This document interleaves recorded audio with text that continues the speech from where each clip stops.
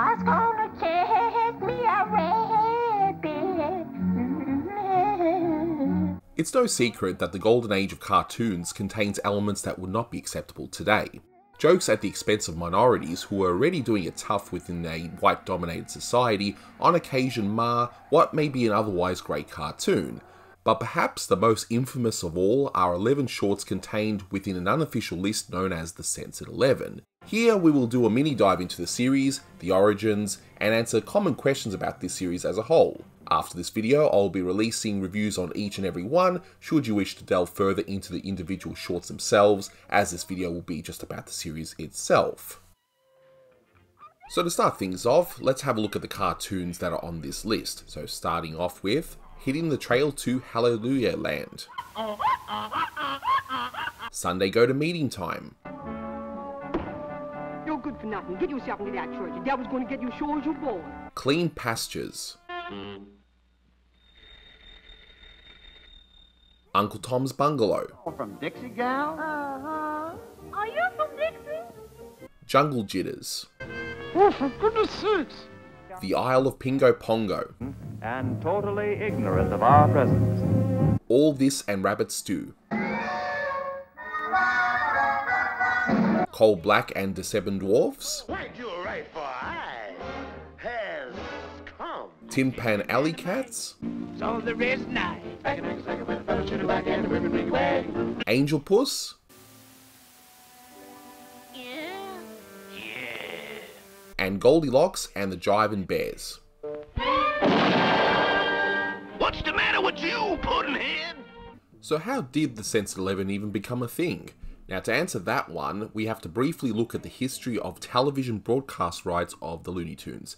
These days, Warner Brothers holds the rights to all the classic Looney Tunes shorts, and any network seeking to show the cartoons would need permission from Warner Brothers to do so.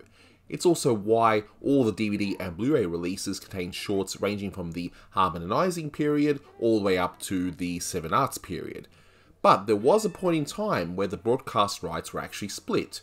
All the colour shorts released pre-August 1948, and the black and white harmonizing shorts, with the bizarre exception of Lady Play Your Mandolin, had their copyrights purchased by a company known as Associated Artists Productions, or AAP.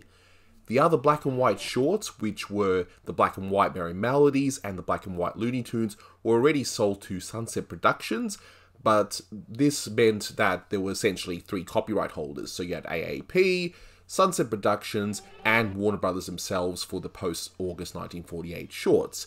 This is why the Bugs Bunny show, as an example, only contained the later shorts. Without going into too much details on the history of the broadcast rights, which could be its own video, but to put it simply, the AAP library became part of MGM's library, which in turn became MGM UA, after which Ted Turner, via Turner Entertainment, bought the rights of the AAP shorts. And what goes around comes around, when in 1996, Time Warner purchased the library back, bringing all the Looney Tunes back under one umbrella. Now, what does this have to do with the Censored 11? Simply put, if you wanted to show cartoons that were in the AAP package, you would need AAP's permission, and not Warner Brothers. And that package had these 11 cartoons. But due to changing social attitudes, particularly in the 1960s, these shorts were selected to not be shown on TV, and became unofficially known as the Censored 11 in 1968. So now you may be asking, well hang on, other shorts in that TV package had racist bits in them, why weren't they banned? See, these 11 shorts were unique in that, unlike other shorts, where racial bits and gags could be censored without affecting the whole short otherwise, such as cutting the ending of Fresh Hair, there is no way the offending bits could be cut, as the whole short revolved around the offending bits.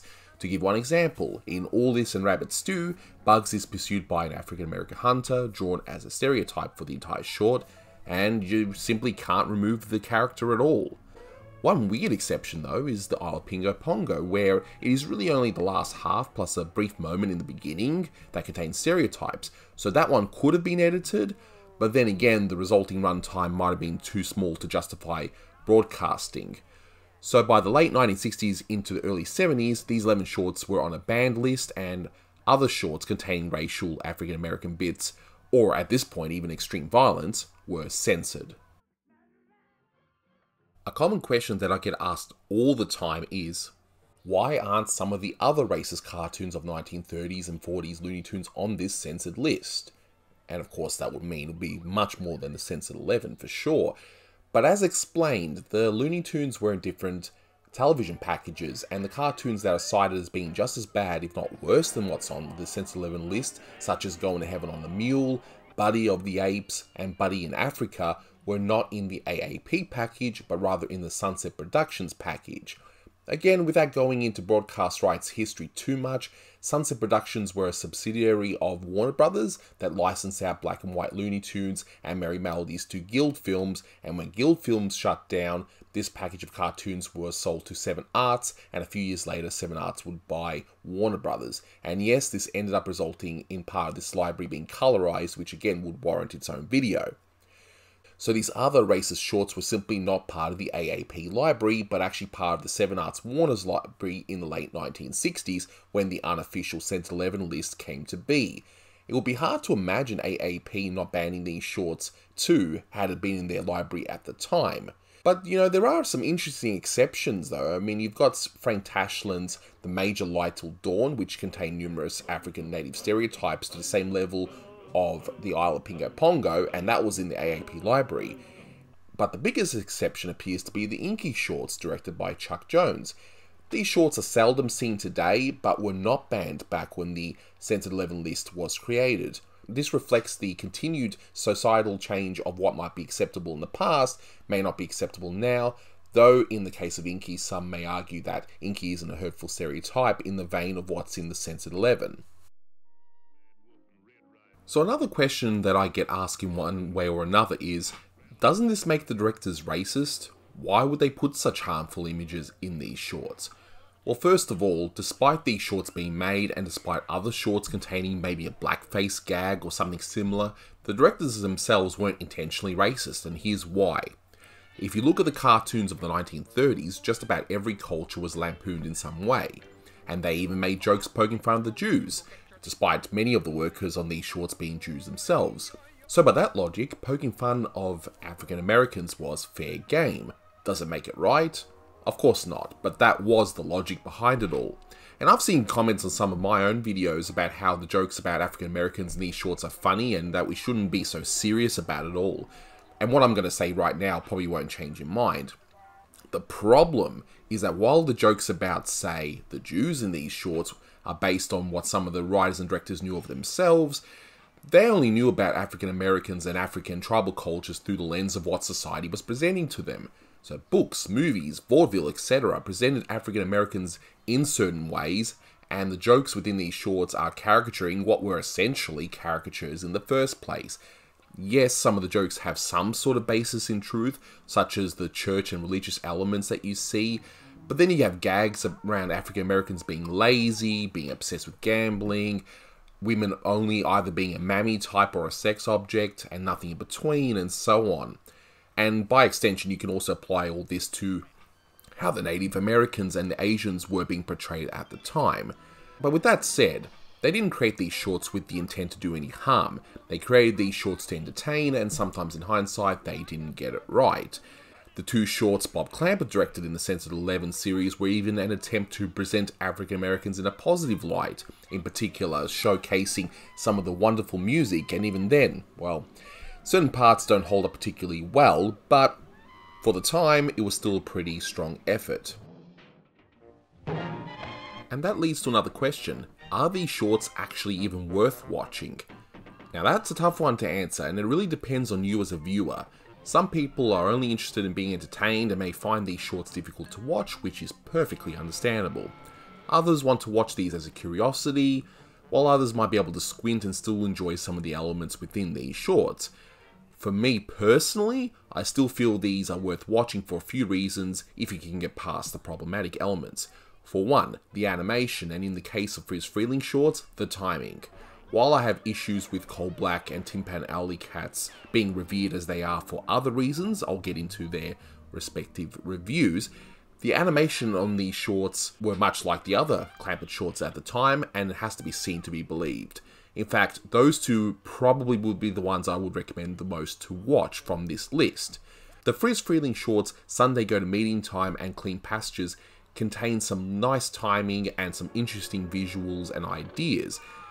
Also those, along with Goldilocks and the Jiving Bears, contain some great music too. The Tex Avery shorts still have some funny gags in them and show just how creative Tex was in creating gags, even if some are hard to watch. I personally consider Angel Puss to be one of the worst Looney Tunes ever made, and even that one has some nice character animation and backgrounds in it. But again, it all depends on you, and how deep down the Looney Tunes rabbit hole you want to go. So for those who do want to see these, will they ever be released on disc and restored? Probably not, though we were very close once with the disc being announced for release in 2010 by Warner Archive. A few restored shorts were also shown in 2010 at a screening. But it was quietly cancelled with reasons given that the DVD market at the time didn't justify the release, along with changing cultural sensitivities. As with any Golden Age short, I believe all shorts should be released on disc, but one has to be realistic about certain things. But who knows what might happen in the future. As of this recording, the best ways to watch these shorts are online, with Hidden the Trail for Hallelujah Land, Jungle Jitters, and All This and Rabbit Stew being in the public domain, and the others can be found online if you look hard enough, despite the fact that they are still protected by copyright. And that copyright issue hasn't stopped people from releasing bootleg products online of the series. I'm not advocating piracy here, but it doesn't change the fact that that's how most people would have seen these shorts. So hopefully that answers all your questions in relation to the Censored 11. Of course, if you have any more, please let me know in the comments below. But what's going to come up next are all 11 Censored 11 reviews. They may not be in order, but we'll see how we go in terms of copyright and blocks and all that sort of stuff. Then after that will be a conclusion video, which will be a review of the whole series, where also my good friend Huey Nelson will be giving his thoughts on the series as well, as he's a person of colour and I feel it is definitely appropriate to do so. So that'll do it for this one. But as an added bonus, just for the hell of it, I figure I'll put in the edited version of All This and Rabbit Stew, so we might as well end the video on a bit of a lighter note. So as always, thanks for watching, and until next time, take care.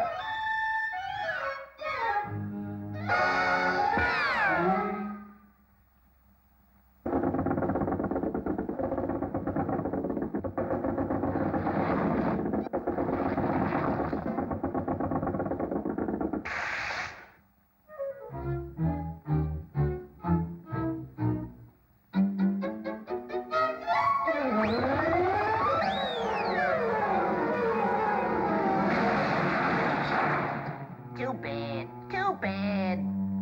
Oh well.